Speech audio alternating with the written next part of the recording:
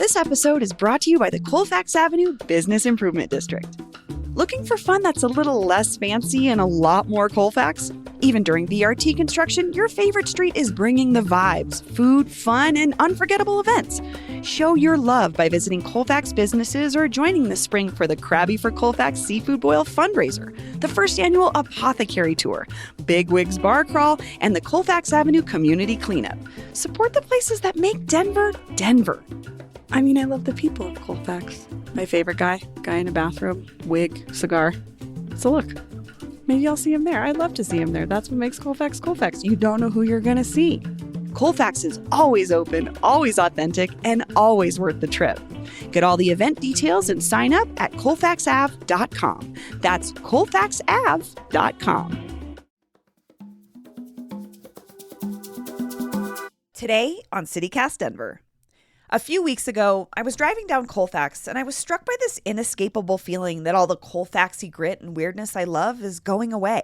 The Smiley's Laundromat building? Demolished. The Ramada Inn? Also demolished. Those decrepit old houses where Bourbon Grill used to be? Fenced off and just sitting there looking abandoned. I shared some of my feelings about all this online, and then I received an interesting invitation from Frank Locantore. He's the head of the Colfax Ave Business Improvement District. And Frank said, "Bree, Colfax is still Colfax." So earlier this week, me and my producer Paul Caroli accepted Frank's offer for a real insider's walking tour of the facts. Today is Wednesday, May 25th, 2022. I'm Bree Davies, and this is CityCast Denver.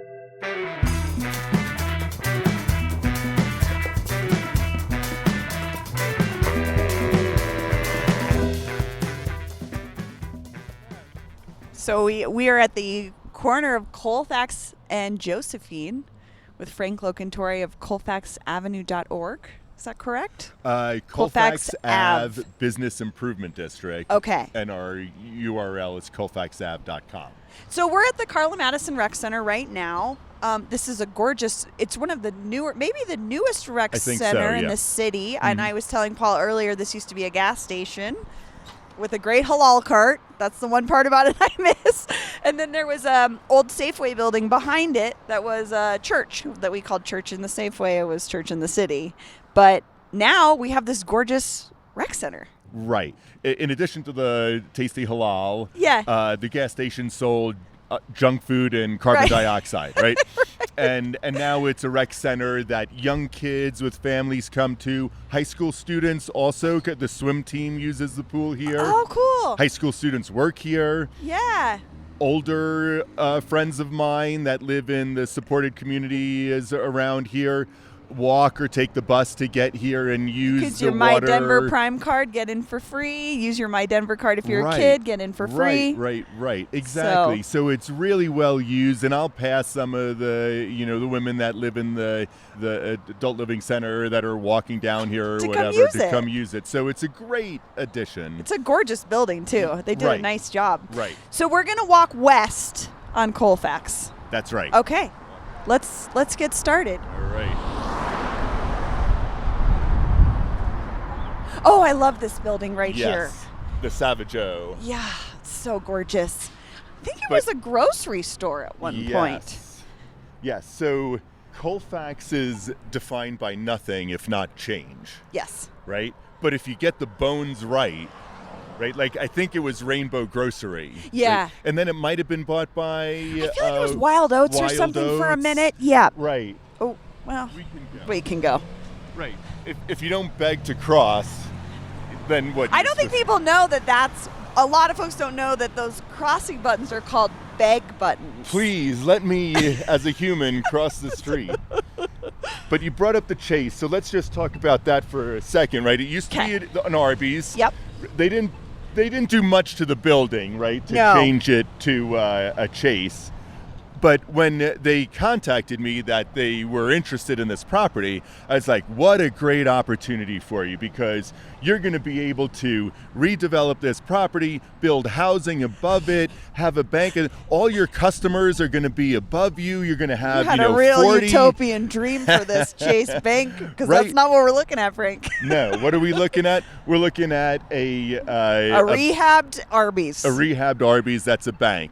People need banks. That's great, but the opportunity lost, especially when you're going to have a bus rapid transit station right here, which we will definitely talk about later. Right. So now contrast that to where we're standing in front of the Savageau building, at 2260 East Colfax, right? And we were just saying how it was a grocery store at one point, and then before it, in this iteration, it was a Bend Art Gallery. Right. And it took up the entire space. Let's walk down a little bit here, because this all was the front of the gallery, and then the back part of the gallery was just their production, where they framed. Sure. And everything like that. And we're walking up south on York now. York, yeah. Okay. And now in the back where the production was is Brews Off Facts, the tasting room for Brews Brewery. Oh, okay. They brew someplace else, and they've got their room there, but then they opened up their second place here, and it's hidden. And wow, they have a great-looking patio back there. What? Westward's best hidden patio. For real? I never knew this was back here. And this is just right off Colfax. So St. Charlestown Company, Charlie Woolley, is who purchased this building from Savageau's. Let's see, we've got Brews 1, Hot Mama's on the corner 2, Smith and Cannon Ice Cream 3, Urban Cookie 4, Wax and Lash 5. 5 places now with in that one spot. In the spot that used to be either a grocery and then a gallery. So this is a great example of adaptive reuse of a building that existed. And I know that Charlie Woolley, that's sort of his specialty, right? He finds older buildings and rehabs and revamps them into some sort of usable space without having to tear it down, Right. Which sometimes is appropriate. In this case, we ended up with a great patio and half a dozen businesses. Right, exactly. And then we'll walk through here and get back out to Colfax.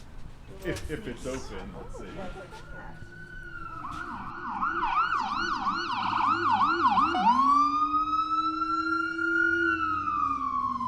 Cool, so now we're back on Colfax. We just crossed over York, heading west. Out of the corner of your eye, or just the variation of sign after sign after sign, right? You're feeling like I'm going places, right? Yeah. There's things happening. There's an energy. There's the energy, exactly, or whatever. And now this is the Learned Lemur, and we're going to go in here. My friend Jonathan owns this place. He just told me yesterday that he knew you. Yeah, we worked together at the Apple Store. And I knew when I saw an article about it, I was like, what? So let's check this out. Oh, here he is. Oh, Jonathan's just unloading a casket on Colfax. Hi. Good. We're just doing a little tour of Colfax, and you were our latest stop. Awesome. Well, head on in. We're open. Check it out. Just got to get the coffin in the door. We'll get out of the way of the casket. Okay. We've got a lot of taxidermied animals around. But I wanted to show you this for a number of reasons. One, it's cool as hell. I mean, if you want to talk about vibe and Colfax, I feel this connection. Right. So they're not a year yet here. I think it was August-ish. Friday the 13th, that's right. Perfect. So perfect, right? So not only is it cool as hell, but this was one of the old mansions on Colfax. That's what I was going to say. So we were on the back side of this, and I could tell, this is one of the old mansions. And so I don't know, again, if folks know, Colfax was a residential street for... Right. Before it was called Colfax, it was Grand Avenue. Before it was Grand Avenue, it was the Golden Road, because this is what the miners were taking to Golden to not find gold. And then, and before that, it was a footpath by the Utes, Cheyenne, and Arapaho, right? Or some approximation. It probably didn't go right down. Sure, here, but a generally traveled path. Right. Somewhere here, I don't know exactly where, there would have been you would have walked up the steps, you would have had your mint julep or whatever you had in Colorado, at bourbon, in those days, on the porch and watching the buggies go by. But then, with every boom of mining comes a bust. The bust happens, the owner of the place converts it somehow, and then creates this commercial piece of it. It's like kind of adaptive reuse. Before that was the term. It was just using the space for something that was more necessary to the community at that time. Right.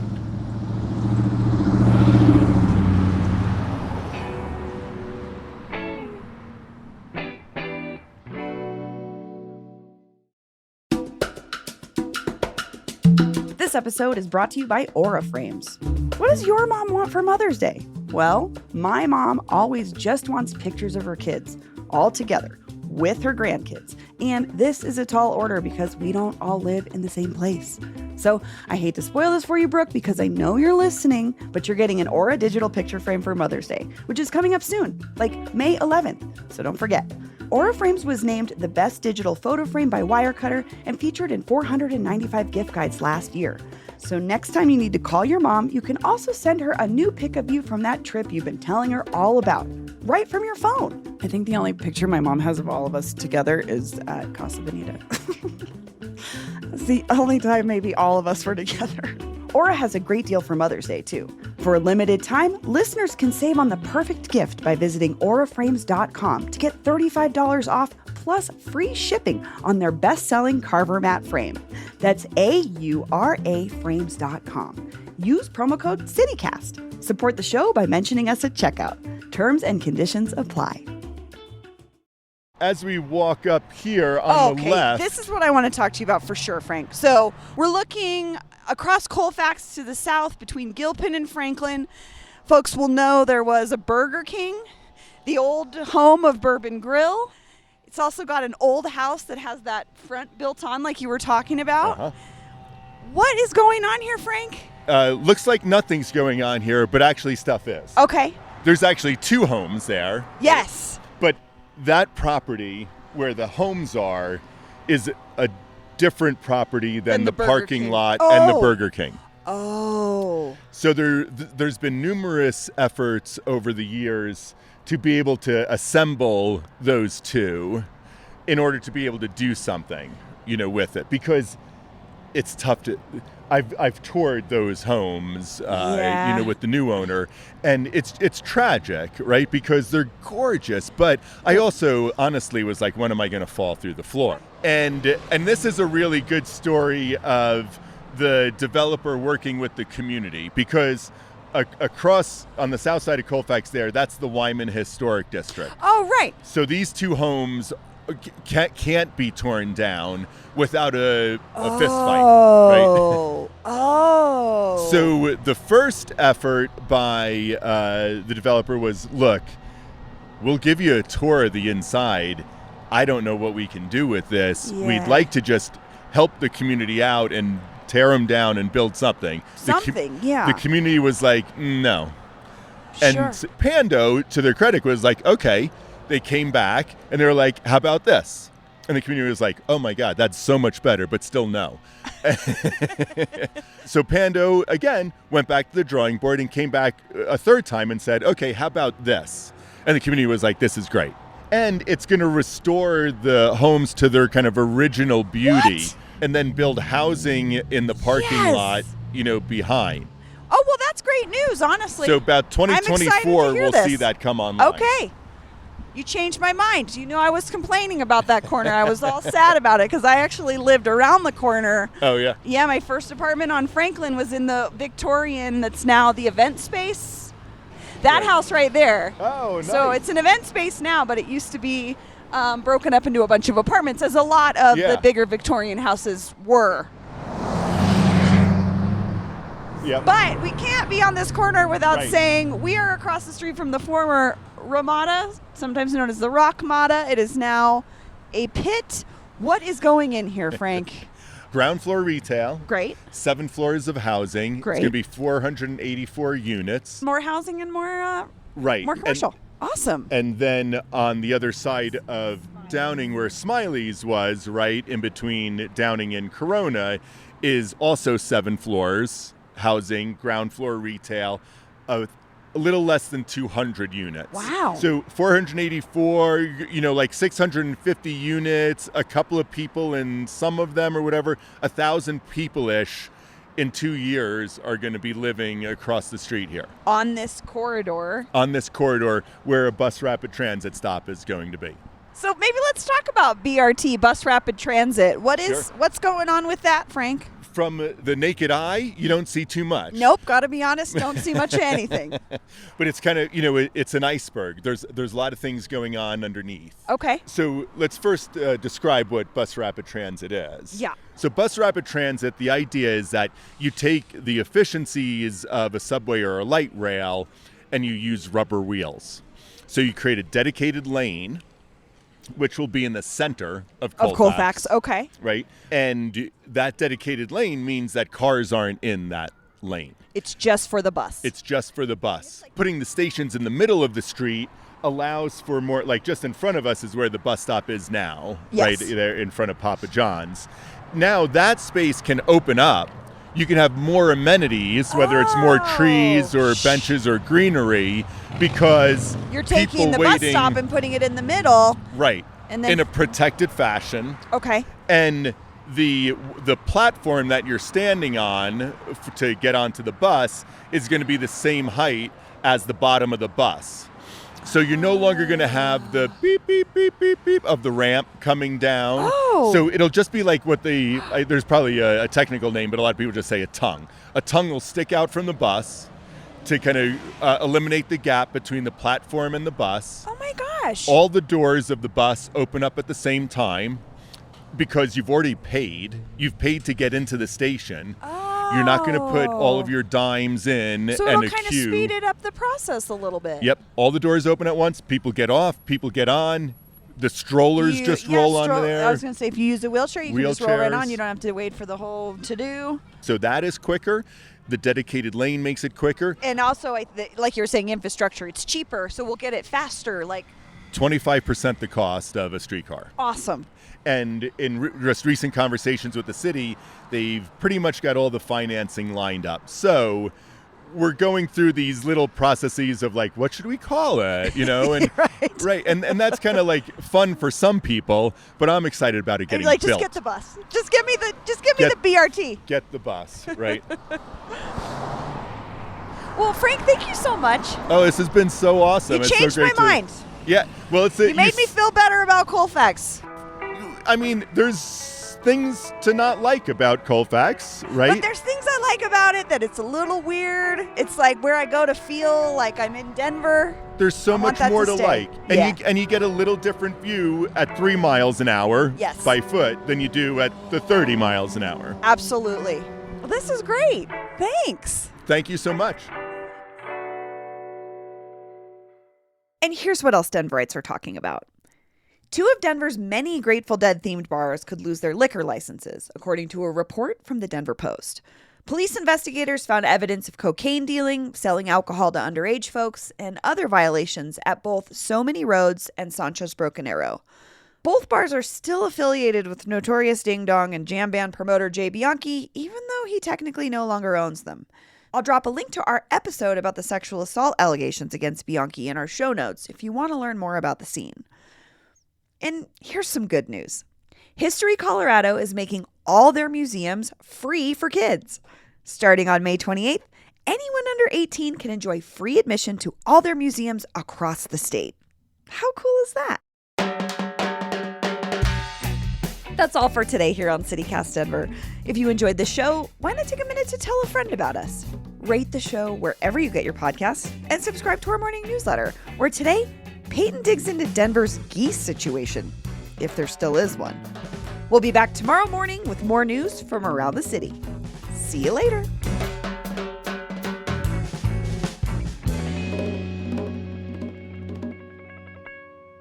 Or ding dong. Notorious ding dong, JB Honky.